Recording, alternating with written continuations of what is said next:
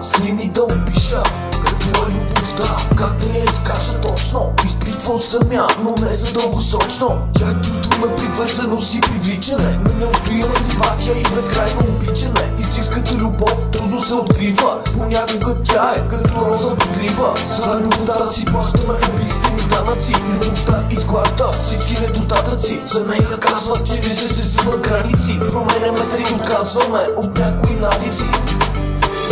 Какво е любовта? Нямам на идея, но за любовта наистина живея. Сърцето ми топти и ме кара да лудея. Чувствата ме грабват и трудно се владея. Какво е любовта? Нямам на идея, но за любовта наистина живея. Сърцето ми топти и ме кара да лудея. Чувствата ме грабват и трудно се владея.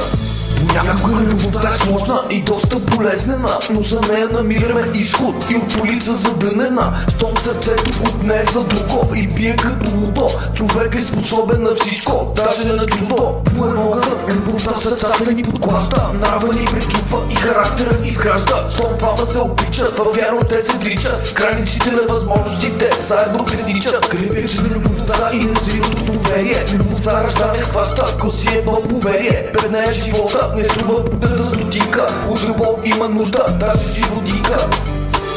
Какво е любовта? Нямам на идея, но за любовта наистина живея. Сърцето ми топти и ме кара да лудея. Чувствата ме грабват и трудно се владея. Какво е любовта? Нямам на идея, но за любовта наистина живея. Сърцето ми топти и ме кара да лудея. Чувствата ме грабват и трудно се владея.